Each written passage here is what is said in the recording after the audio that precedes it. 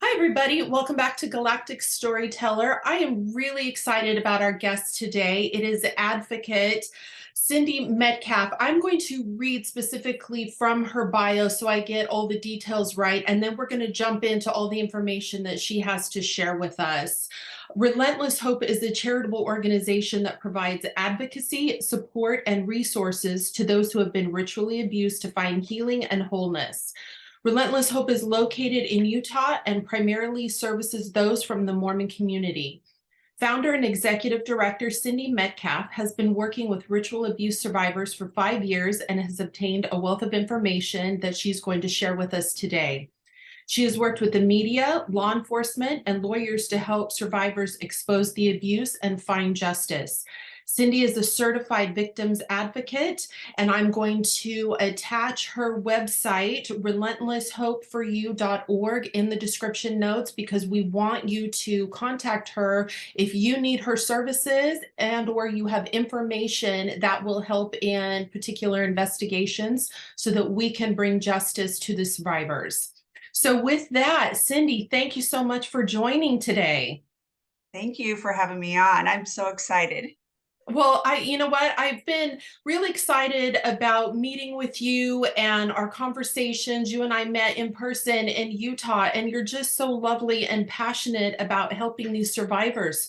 So I'd love for you to tell us how you got started.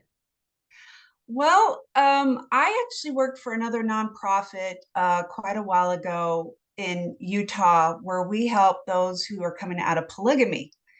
And so that's where I guess I got my investigative bug, uh, starting to work with those clients, finding out what they were going through and finding out how what they're going through translated into the LDS world.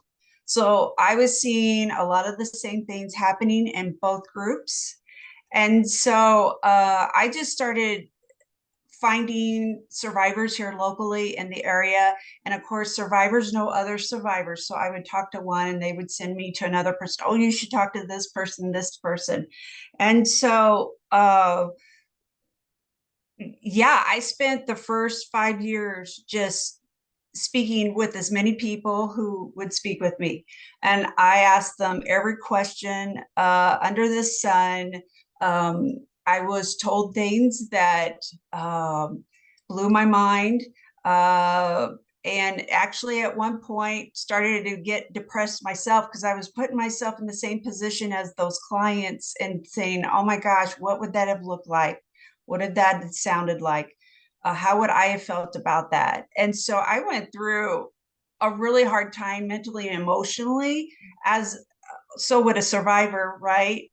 Um, and it took me a while to move out of that, but I did. And I thank God, because I believe in a heavenly Father who loves us. I believe He did that on purpose so that I would understand what it would take to get through, to work through all those psychological, um, what are we trying to say? Trip ups, I guess, would be a great way to say it, and to learn myself how to heal. Um, and I would never in a million years compare what I did or what went through as compared to what a survivor is going through. I'm not trying to say that, but I think it gave me a better understanding of trauma, Mhm. and it just makes me a better advocate. I became a certified advocate a couple of years ago. And yeah, just after speaking to all these people, I've just been able to formulate some patterns that I would like to share with your audience. That's great. Okay, so just for the record, you do not come from an LDS background. No, So you are completely unbiased coming into this. correct. I'm Okay. not even from here. I'm from Illinois. Uh, Moved out to Utah because my husband got a job, and then found out this was going on, and yeah, just wanted to seek justice. Right. I would, if this happened to me or my son, I would have wanted someone to come alongside me and encourage me and help me gain healing and help us and help. I would want somebody to help us with obtaining justice as well. So that's when I decided to start the organization. Even though I'd been working with survivors for 5 years, it took me a while to get the courage to actually start this up. Yeah. And so far, we've gotten a lot of good response. We have bi-monthly support group meetings that all survivors are welcome to join us. We take confidentiality very seriously. We also try to keep people's personal privacy intact, so no one feels intimidated. And then we have advocates who will work by phone or by Zoom with clients to work through different situations that they need support in. So, yeah, I this is like I said, this is new to me. I'm new at being an executive director. I haven't owned a business before, so You're working out the kinks. Yes, definitely. So I ask for grace for anybody out there because, yeah, we haven't been doing this for very long professionally. Well, the internet is very forgiving. So, oh, well, that's good. That's good. Okay, so as we start off, and that was a joke. As we start off, can you help us understand the differences between ritual abuse versus, and I don't want to downplay the word abuse, but ritual abuse is very different than abuse. So can you explain to the listeners the difference? Yes. So ritual abuse is a sadistic form of abuse. It's physical, mental, emotional, all of the above. Unlike if you have a child that's at home with a stepfather who molests her, that's more of an isolated case. But with ritual abuse, you have multiple people that are involved in the ceremony. Those people are engaging with the child. They're doing it for fun, money, power. It's just bigger and more expansive than someone might have at home. It's not like domestic violence. It's much more involved in that. And I guess it's just more disturbing to me because the psychological part of it, the brainwashing that goes on, the programming that goes on, that doesn't quite happen in a child molestation case or domestic violence, not to the level that this occurs. So it includes what you might expect, and I don't want to get too graphic, but cannibalism, mutilation.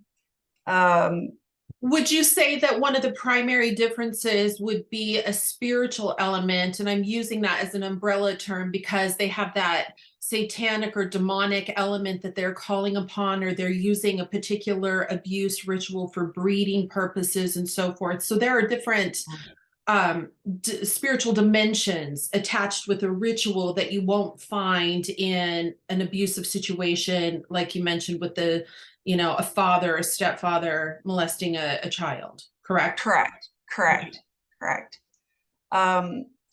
So we will get people that want to get help from our organization, but we actually turn them away because we're like, no, this is a very special population. And if you haven't gone through ritual abuse, it is not the same. The treatment won't be the same. The help we provide won't be the same. So unfortunately, we have turned people away.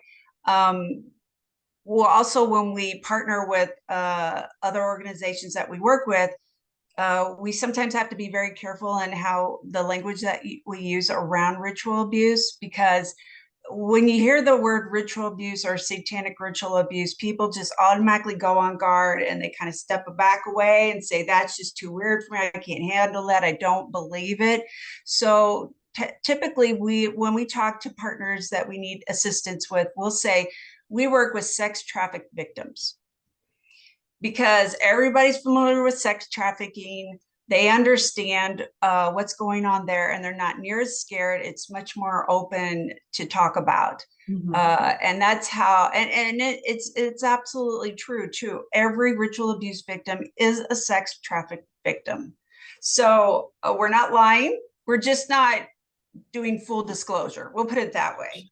And then we're able to get things done. Well, you have to word it in a way that somebody else can be receptive to it. And if you've got this satanic label attached to it, oftentimes the average person, they can't hear it. There's no frame of reference or concept for it, and they don't know what to do with it. So you have to introduce it in a way, I'm sure, that somebody else can go, oh, okay, now I get what we're talking about. Yeah. And now I can be on board with that. Yep. Wow. Absolutely. So what did you find was going on in the Utah area, including law enforcement, that you were trying to work with in getting justice for these individuals? What's happening there? Well, it's very difficult because everybody here is trying to shove it under the rug, cover up the crimes. It's the police don't want to deal with it, to be honest with you. I've had survivors go in and actually try to file a police report, and the police wouldn't let them. They actually kicked them out of the office, to be honest with you, because they don't want to deal with it. And maybe that's because a whole lot of police are involved in this, and so they have reasons to keep this quiet and under the rug. And trust me, I support our police officers all day long.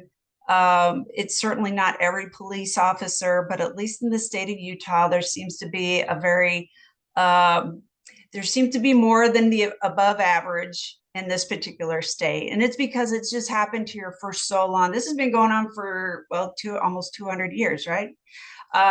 So it's been going on for decades and decades and decades.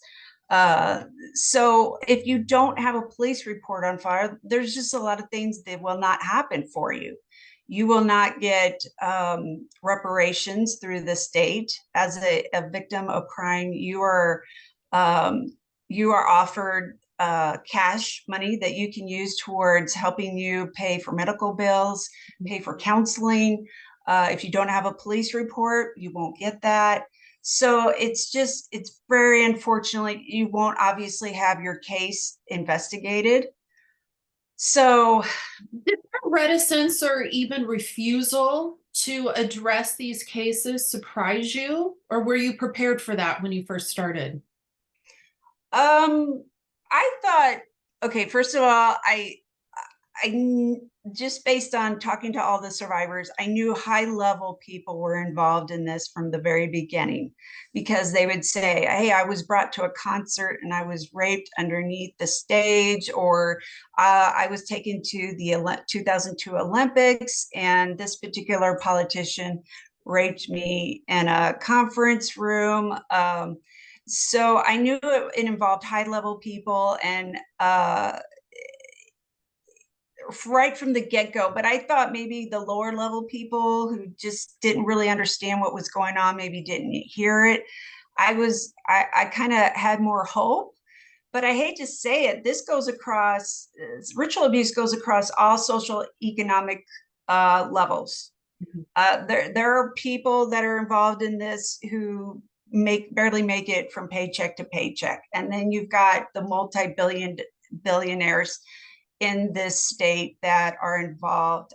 Celebrities have been mentioned. For instance, Arnold Schwarzenegger apparently is involved in this quite heavily.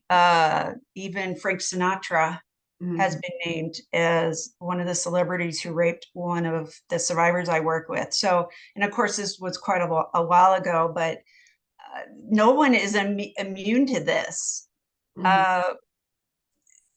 So I'm not surprised to some extent. Okay. So I think anybody who's listened to this channel knows enough to know that this is pervasive everywhere, government, Hollywood, Disney, medical, education does not matter. Those are just surface organizations to, and really what's going on is down under here. And these things are just facades. So it shouldn't come as a surprise to people. But I want to particularly talk about Satanic Panic. What is that? And what is your experience with people's opinions of that? So my understanding is the term Satanic Panic came around in the late 80s, early 90s. It's basically a term that media have used. Some professionals in the psychiatric field. As a deterrent, correct? I'm sorry? As a deterrent.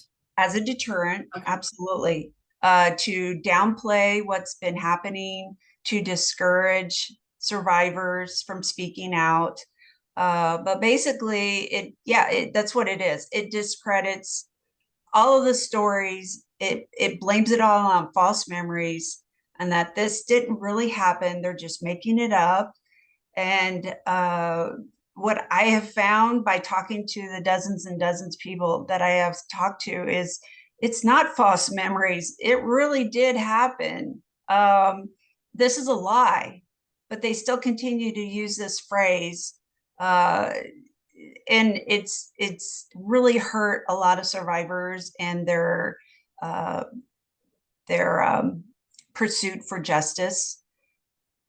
I think it's a way to socially program individuals to steer them in a particular belief direction, just like the term conspiracy theory was put out by, it was either the FBI or the CIA as kind of a big deterrent for people. Oh, it's just a conspiracy theory. And so people have a particular judgment for that. And so I feel like with Satanic Panic, that's been the same type of social psychological engineering program to shut people off from even exploring what's actually the truth. Absolutely, absolutely. And everybody I talk to that start to bring up that argument, I shut them down right away because I said, no, wait. I've actually talked to survivors, many of them, and I said they don't know each other. They're from all parts of the country, but yet they tell me the exact same types of abuse, the same patterns of abuse, the same ceremony. The ceremonies are called the same thing. You've got the resurrection ceremony, you have the baptism to Satan. And so I'm like, okay, this person in Chicago saying the same thing in California. Yeah, sorry, I just don't buy the Satanic Panic. And the American Psychological Association never ratified false memories. So if you've got the America's #1 psychological group, a body saying false memories doesn't even exist, I have to throw it out then. Not that I trust the APA so much, but just there's a lot of players out there that are trying to use this to their advantage, and there's just no foundation for it. And I do want to say that even though a lot of the survivors may know each other, know of one another, from my experience, most of them do not have consistent contact with one another because they're so focused on their own healing, and they have to be very, very cognizant of triggers and so forth. So they're mindful of TV, media, news, books, anything coming from the external that could potentially trigger them. And that includes contact or a lot of contact with other survivors. What do you think about that? Yeah, I totally agree with that. They have to be so careful. Even during our support group meetings, we'll tell people, if something is triggering you, you need to get off the support group call. Take time off. So yeah, I completely agree with that. So, I guess some people would find it hard to believe that they're not tainting one another or influencing each other. But the reality is they have to do their best to shut it out. Yeah. For that reason. Okay. Mhm. So let's talk about some of the ritual abuse statistics. What do those look like for, do you know Utah and the United States and the world, or? I don't know the world. I only know what's in Utah, and even that is limited because I live in Salt Lake City, and almost everyone I work with is in this particular area. But just the statistics I've noticed in what we have dealt with is 90% of my survivors have been women. I know it, and I know there's men who've been involved with this. I have survivors who have told me their stories, and it's very much on par with what the women are telling me too. But I think men are just much more bashful or shy about talking about this. It's maybe harder for men to admit this happened to them. It's easier to, I guess, understand why a girl would be raped, but a boy. But unfortunately, when I've asked survivors this, I'm like, okay, you're in a room. You're in a room. It's 12 children, and how many of them are boys? Well, it might be like 8 girls and 4 boys. It just depends on what those particular men in the group want. They order up, I hate to say it, but they order up their children in advance. So they know exactly what's going to be there. It isn't by happenstance. They pick the child's eye color, hair color, weight, skin color. Age. So age, absolutely, absolutely. I find that so sad because we've known that little boys have been abused for so many decades, out in conscious awareness, that through the Catholic Church, through the Boy Scout organization, through all these different organizations. So we know that it's occurring, and yet there's still that stigma that it's harder for them. And maybe I shouldn't even say harder, but it seems like they're not as apt to come forward and admit that they've been victimized. It seems like it's more acceptable when it's a female, and I find that so sad. Yeah, I agree. I think that's what's going on. I I have a heart for men. My entire family. I'm the only female in the entire family, so Yeah. I feel bad for men in particular because of that. A lot of times the men were forced to rape other girls. Mhm. Um, and that takes on a terrible burden too. Mhm. When you're forced to do that to inflict pain on somebody. So And anyway, this was oftentimes done for child porn. It wasn't just that they were doing this in a ritual and they're raping somebody. Now they're being recorded and this is being distributed. So these kids who grow up to be adults, this stuff is out there somewhere it is. It still. is. I can't think of a time where a camera was not rolling, is what I've been told. Mhm. They said the cameras were always rolling, and that's part of the problem. Not problem. What am I trying to say? What survivors go through when they're out there in public, they're paranoid because they always like think, oh, that person is looking at me, they must have recognized me from a film that I was in. And that's where a lot of paranoia comes I think these are on surface. elements that we don't necessarily think about, but it's Right, part of the experience that these survivors are having when they go to the grocery store, when they're in correct.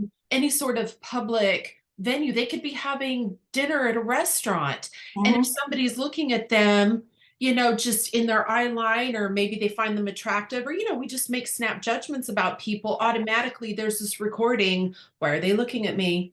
Right. Is it X, Y, and Z? Yep, Ah, absolutely. we just don't think about those things. Is this part of the common psychological injuries that they experience? Yeah, absolutely. absolutely. What other kind of injuries are you guys dealing with? The psychological, you guys deal with the physical and the legal stuff, right? So We do. We need survivors to come out and talk about what happened to them, because we can't. Our hands are tied unless people tell us the stories. Who was there when they were being perpetrated on? Where they were at when they were being perpetrated on? We need to gather all that information. That's what we're currently working on, which is why we want people to come to our website and make contact with us. But some of the things like that you don't typically expect to have to be concerned about is the internal injuries that go on when someone is sodomized with large objects.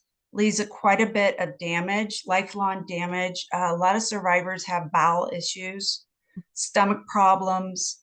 There's, of course, vaginal issues, anal issues as well, because something was put into them that shouldn't have been there. So we see survivors that have scarring, internal injuries via a knife or something sharp that will leave a scar. They have something what's called floppy colon, and that's when you use a large object and sodomize a child so hard that it actually stretches out their colon and cause quite a bit of damage and uncomfortable bowel movements, lot of pain. Uh, let's see, what else have we seen? Urinary tract infections. So if you suspect a child is being ritually abused, they'll often have a lot of chronic urinary tract infections. And sometimes a doctor will bring that up and say, why is this child always having urinary tract infections? Let's look into that. There must be something more going on here, because it's just not common for a 6-year-old to have urinary tract infections. or yeast infections. Even yeast infections. Yeah. Exactly. And so what we ask, if the survivor is strong enough, because we don't push anything on them, but one of the things we like to request for them to do is get a forensic exam. So go in and see a GI doctor or a gynecologist and have a thorough exam done, because all that information they gather is admissible in court, which will really help your case. Mm-hmm. And so you want to report every abnormality in your GI tract. There's obviously psychological depression, anxiety, inability to sleep. Also, just knowing that there's a sense that there's something wrong. That's how most survivors that I've worked with will say, I just knew something wasn't right. I couldn't tell you what, but it just wasn't right. And so they will come to their doctor and they'll have all these different issues. They're having relational issues. They're having, in addition to the physical and psychological and emotional, 100% of my survivors have divorced because they just can't keep relationships together. They have problems with their children, and they're just like, what is going on? Why can't I have this good relationship with my children? Why does it seem like we're constantly at odds? They don't trust me, or they keep telling me I'm just reacting in crazy, bizarre ways.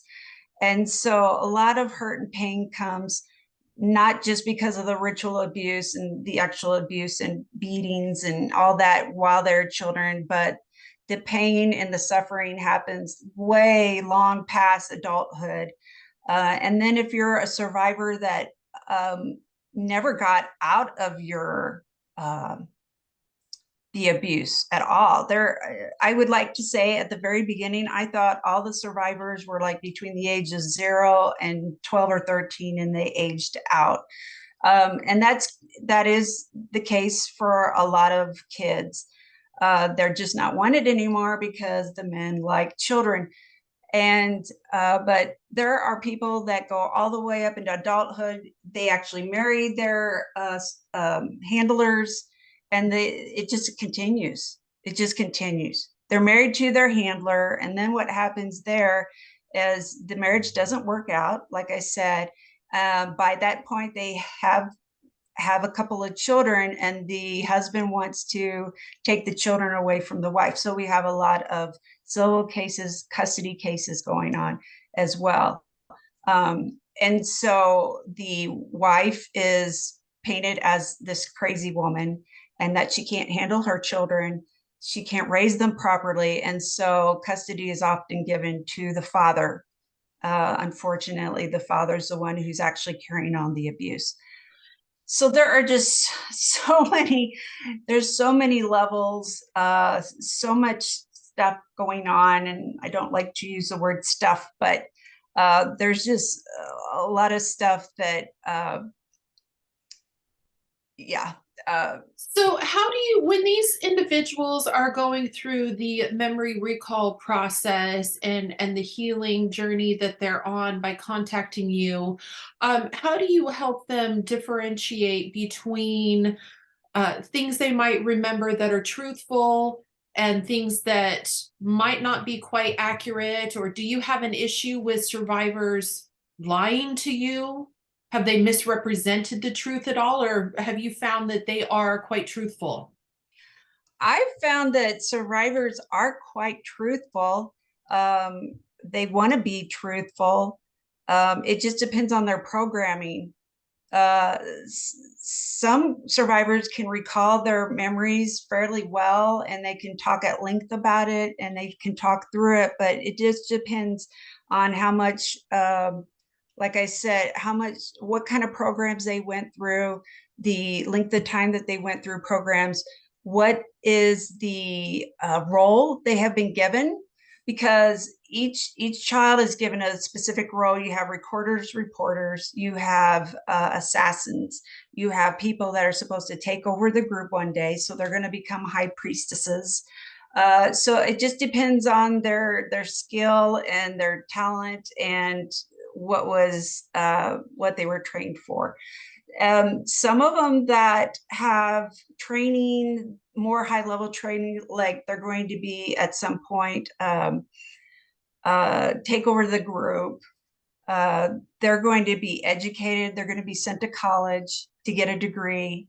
Then when they come out of it, well, and they never really come out of it, but as they're going through college, they're still going through all the rituals. They're getting help to finish up there, and then they're giving high-ranking positions in organizations and businesses, so they're influential with other people.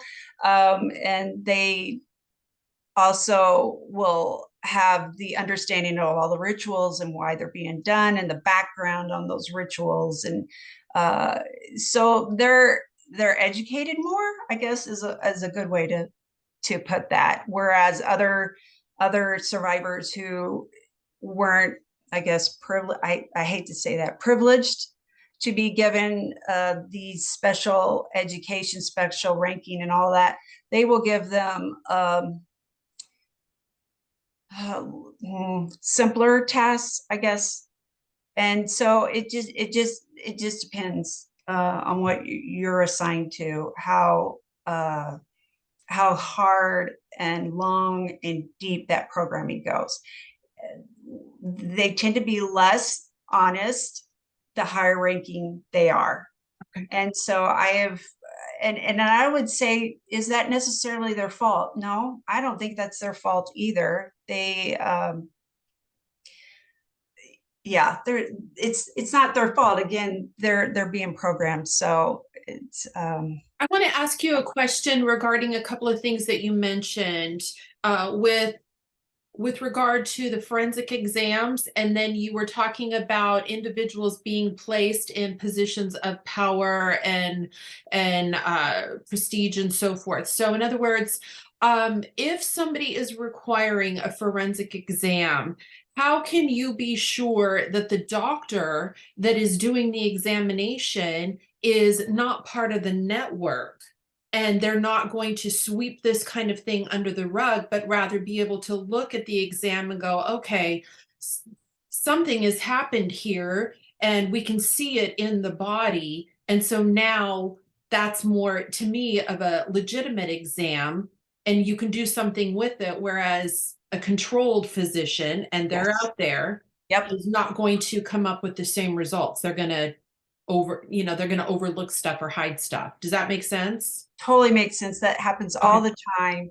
Husbands will send their wives off to a psychiatric hospital to be evaluated. And what they're trying to do is get information that they can use in a court of law against their wife. So that does happen. So in a forensic exam, first of all, a survivor should never go on their own and be in a room by themselves with a doctor. They should always have a family member or a close friend that they trust is going to be in the room, and insist on that happening. Otherwise, then yeah, you could have a doctor that easily could take advantage of that person. We always have signatures on the paperwork for the exam.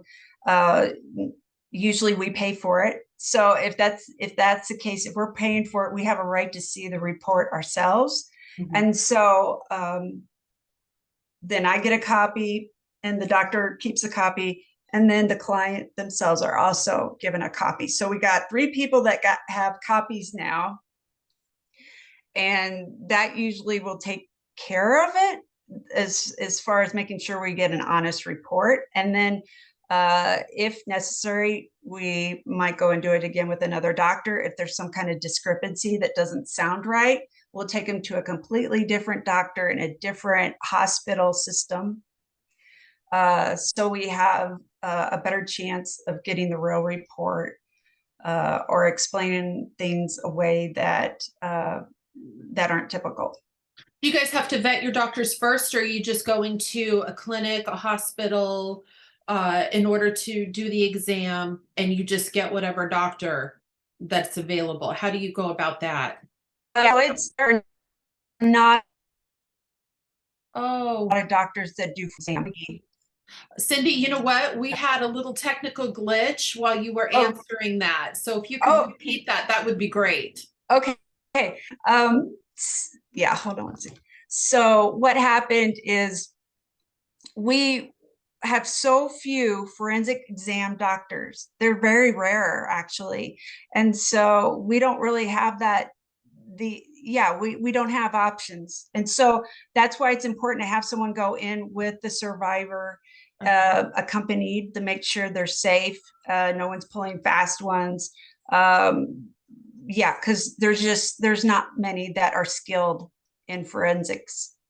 Now, when it comes to like just regular medical doctors, we have much more many options here. We also tell our survivors we will accompany you to your doctor appointment if you feel comfortable with that, to make sure somebody's again in the room, to make sure it's all in the up and up, because we've had doctors here. So that's just part of the process. When you are going, you are collecting the forensic information as part of getting legal justice, or as part of the healing process to determine what it is that they're physically dealing with as well, or both? Well, it's twofold, actually. I mean, primarily we're doing it to use it in a court of law, but the survivors that I have talked to about this are like, they want to know what's going on in their body. They want to know what's in there, what's up there, what happened, because they're like, I've had these problems all my life, and I can't explain it. And so it's really good for them as well, so they can deal with that floppy colon issue, or they find out, oh yeah, I do have scarring down there because I was genitally mutilated. And so they can take the proper steps to get some of those issues resolved. So yes, it has 2 benefits. And what about the psychological portion of the healing? What are you doing for the survivors there? Yeah, so as you might expect, there are some unscrupulous counselors out there, Mhm. and we vet all of the counselors that we work with, and we provide our survivors the names of those counselors who are safe so they can go see. Not only that, but just there's not a lot of counselors out here that specialize in ritual abuse, trauma. And so a lot of survivors just don't know where to go to get help. And so we spend a good portion of our time building relationships with counselors and counseling centers. We know that will take good care of the survivors. And you have a system where female survivors are working with female counselors and male survivors are working with male counselors. Is that correct? That's correct. Because I've heard terrible things about what have happened to survivors in a mixed sex uh, fashion, I decided that was just not going to be safe in our organization, and that men should be with men and women should be with women, at least at the start. So, yeah, we have one male advocate counselor here, and then, but we have about five women, obviously, because I have so many more women than men that we help. So yeah, we just keep it safe because again, I've just heard so many things about male counselors taking advantage of the survivors. So unfortunately, that happens out here quite a bit. I that just makes me heartsick, to be honest, that you would kick somebody when they're down and take advantage of somebody who is extremely vulnerable. Yeah, I mean, yeah, what does that say about your psychopathy that you would do that? But it's happening. yes, yes. Actually, I have one survivor who was raped by her counselor. So what happened with that case? Are you guys able to seek any sort of legal justice? Uh, no. The this happened several years ago before this survivor was a client. So I there was really nothing we could do. This was beyond the statutes of limitations. And so yeah, unfortunately. And then you have to get justice, like I said, you have to have survivors willing to come forward and corroborate each other, because for the most part, you're not going to have good, sound, solid evidence. It happened so many years ago. Um, so yeah, it's tricky. It's tricky. I'm glad you mentioned the statute of limitations here. What can you tell us about that in Utah? Is it an age related thing after the child is 18, or if it's 5 years after the discovery of the memory? How does that Yeah, work in Utah? yeah. In Utah, it's 4 years. So 4 years from the age of 18, or 4 years from the date that you first recalled the memory. So you could be 32 years old and you could go after your perpetrator as long as you do it within the 4 years. But that doesn't give anybody enough time to, you know, retain their memories, then get all this evidence that they can get, heal, and then get on a stand and face their perpetrator. I mean, it's a joke. It's a joke. We're trying to change that in Utah. There is a new bill, HB 333, that's presented by Ken Ivory, and that is going to come up very soon for vote. They've tried to do it before to extend the statute of limitations. I don't know what time frame they're going to do it, but it would be. I think they're going to first try to get no statute at all for any sex crime, which would be idea. Right. But that we might not get that lucky. It might be maybe more than 4 years, less than 10. I think California may be 10. So it probably also just determines on what the other states are doing as well. I hope people realize how insidious that is, because when you've got a 4 year statute of limitations, you minimize greatly the justice that should be happening. And then the perpetrators are protected. Mhm. I mean, it's just, and these are their colleagues, maybe it's themselves. Yes. So when you close that margin and narrow it to where, a very few amount of people are going to be able to slide into that 4 years, Yeah. you drastically decrease the amount of people who are going to be held accountable for these atrocities. And that should be illegal.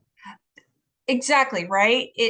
The guys that actually do a lot of uh, perpetrating in this area are the very ones voting on this bill. Isn't that ironic? Or maybe not. Maybe it was planned that way. Um, We see it as ironic, but really it's orchestrated. Actually, it's working quite well for them and has been Right. for a while. Yeah. So I that is very concerning for me. And unfortunately, I'm not very hopeful it's going to get past this time either, just because you have so many politicians involved in this. And of course, they're going to want to cover themselves, and lawyers and judges, especially here in Utah. I can't tell you how many cases have been dropped by perpetrator judges and lawyers, and um, it's disgusting is what it is. That would really piss me off. Yeah, if you look in the newspapers, you're going to notice that other states, when it comes to prosecuting LDS bishops, stake presidents, or whatever, it's so much more easier in other states than here. And that's because of the population here. We have 60% of our population is Mormon. And so when you But got your organizations are predominantly Mormon, statistically. correct. When I brought a case to Department of Homeland Security here in Utah, uh, my agents told me, they said, we're the only non-Mormons in the entire office. And we're getting pressure to drop your cases by our Mormon boss and coworkers. So definitely there is, yeah. Wow, what can you say about that? Do Right. you do you guys predominantly work with survivors in Utah, or do you have it expanded at this point to reach other states? Where are you at with that development? Yeah, since we're so young, we still are primarily Utah, but I do take calls from all over the US. I'm working with one survivor who's from Missouri. What All our services are basically the same. We're just limited in other states because we just haven't made the contacts there yet. Mhm. So, for instance, if someone comes and wants to file a case against one of her perpetrators, we don't have the lawyers in her state that we have here available. So it's just going to take a while to create all those connections across the U.S. But we don't shy away from people that are from other states. What we'll do is we just get started working on picking up the call and start making those connections to counselors. If they need help with getting Medicare, Medicaid, disability, um, yeah, we'll And start maybe working on this it. is an opportunity to put the feelers out there for growth. If somebody is in another state and they are interested in doing the same work, or they have a background, is this something that you're interested in expanding? They should contact you regarding that, or where are you at with wanting to expand? Yeah, I definitely want to expand. It's just a matter of time, of course. It's also a matter of funding. We are a nonprofit 501(c)(3). And so, being that we're brand new, we have limited funds right now. But that doesn't stop us from working with survivors. If the survivor has the funds to get a counselor or get a lawyer or whatever, and there are some who are out there who do have those extra funds available, then we can get them partnered up with the right people that are not only going to be safe for them, but someone who's going to be a true advocate who believes in helping uh, this population. that isn't going to, just people that are trusted. Okay. Yeah. So are you working right now with a private investigation? Yes, actually, we are.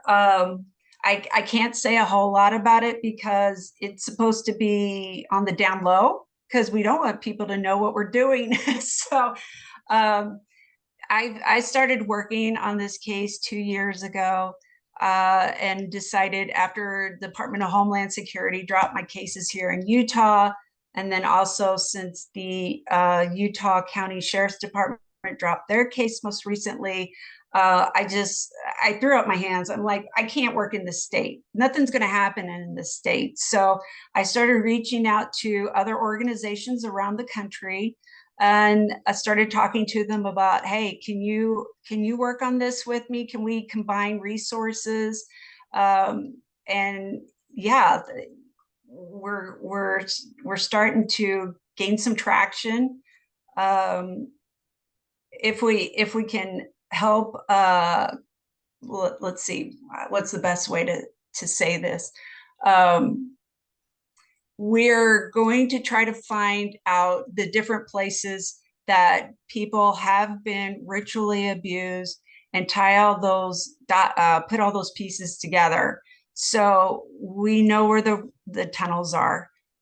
We know which houses are having rituals. We know the businesses and buildings that have rituals. And so we're mapping all this out. And then we're also,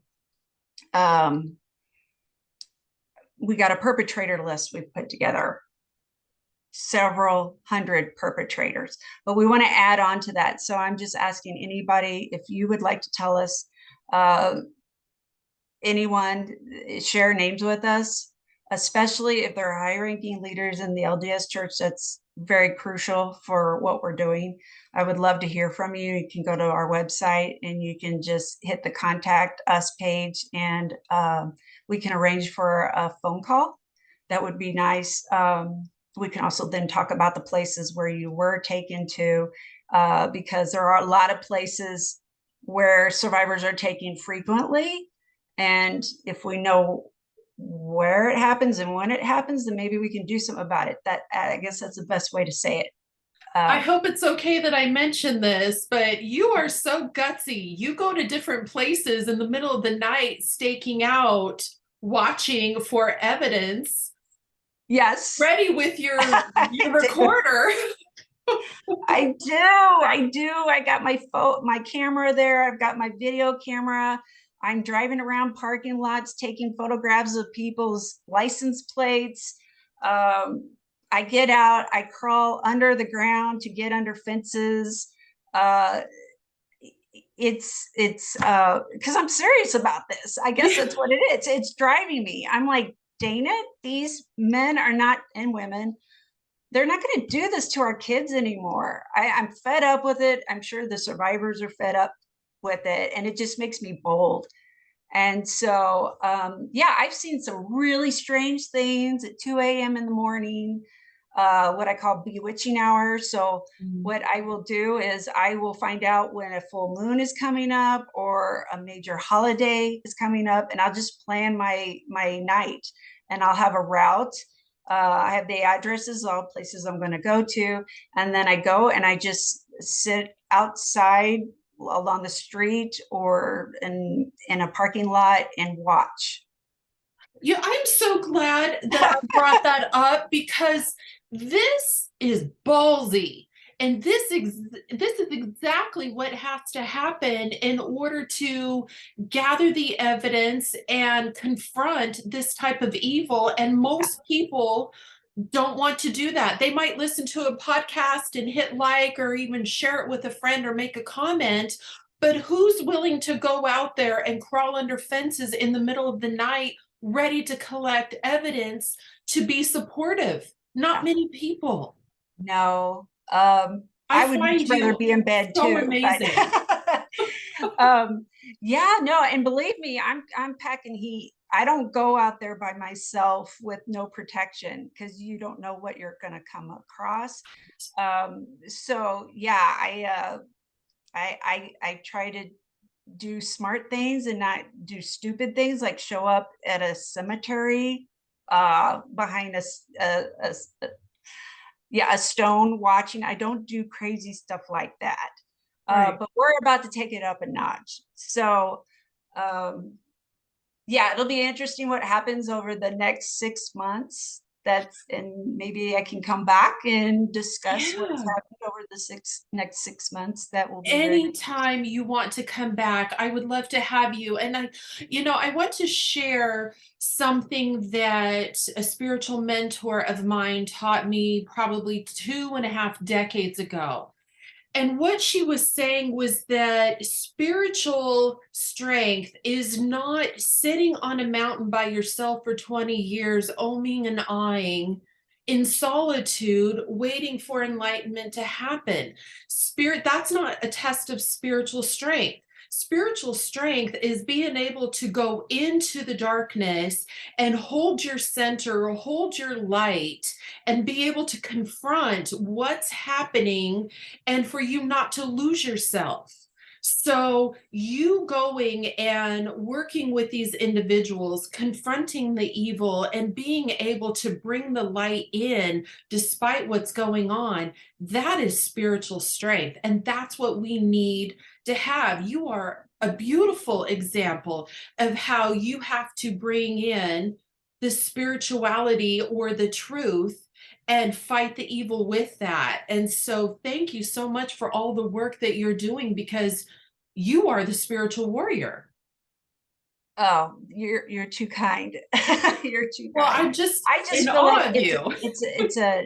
it's an obligation as a human being caring about another human being that we Yeah. step forward, because we know the police aren't doing this. They're not going out and doing investigations. I spoke to an agent and I'm like, look, this is where you need to go when it happens, everything outlined. All he had to do, I said, just show up in your police car that night and have a camera with you.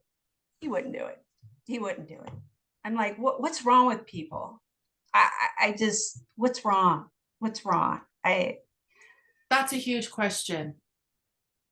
And the answer has a lot of tentacles. So with the individuals that you work with, do they get any sort of spiritual guidance in order to help them on their healing path? Absolutely. So my organization is a faith-based organization. We definitely love to invite the Spirit of Jesus Christ to come into our meetings. We pray with our survivors. We pray for peace, uh, for the anxiety to be squelched, for any evil spirits that might be trying to distract and cause problems.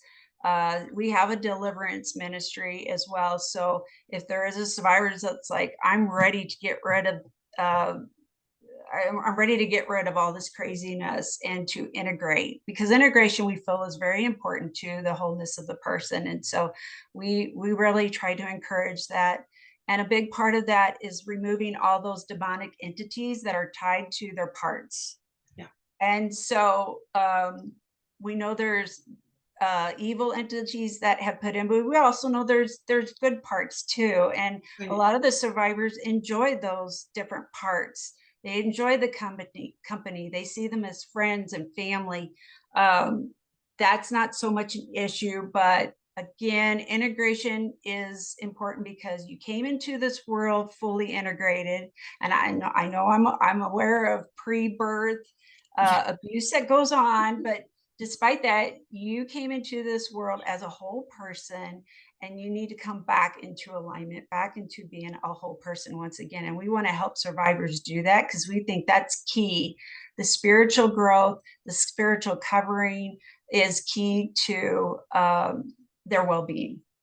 And so we don't do anything creepy. We don't shove religion down people's throat. We just tell them how much God loves them, that they were created for a purpose, that they are worthy, they didn't deserve this, and encourage them to trust God to help in their recovery. Yeah, I think that's really important. It's an important piece for everybody's life. And I know in this culture, people just get off on tangents. They just take a semantic and they go nuts with it. And so somebody might have a problem with a spiritual element and take off on a religious vein, when in reality, you can make your spiritual development whatever you want it to look like. You're just encouraging a spiritual healing path and acknowledging that it's important to bring in the divine into your world. And then as you go through the healing path, you can create that to look like however you want, correct? You can, and we believe in that freedom to do that. I'll be honest, I feel like going down the biblical path, we've seen more success I going see. down Yeah. that path. So obviously we're going to steer that way. But if somebody wants to go on their own journey and they want to go, they're more than free, and we're not going to judge them. We're not going to push them away, make them feel bad. We've just seen a lot more success. Yes. And so we just offer that option.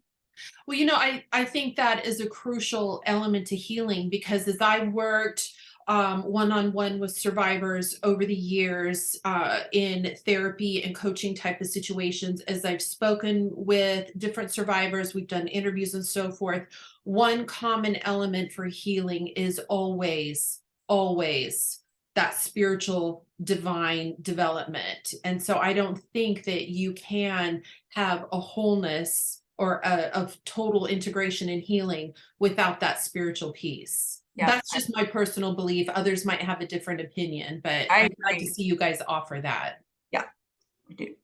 Excellent. So anything else you would like to leave with the audience? Any information? Because I am going to include your website in the description notes so people will know how to contact you. But what are some parting words you would like to leave the audience with?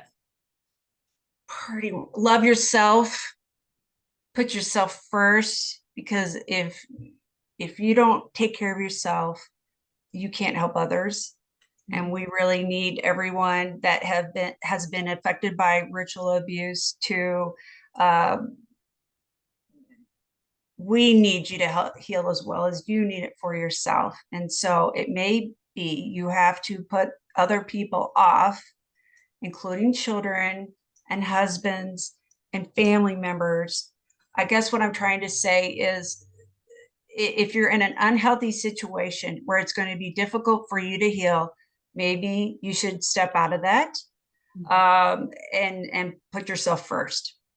When you do it that way, when you put yourself first, you take care of you first, your healing is going to be so much more assured and founded, and be much more successful. And so I just encourage you to think the best of yourself, to lift yourself up, to give yourself a break, and just really learn to love yourself again, because you are worthy of love. You are worthy to be healed. You're worthy. You're worthy. You're worthy. You're worthy.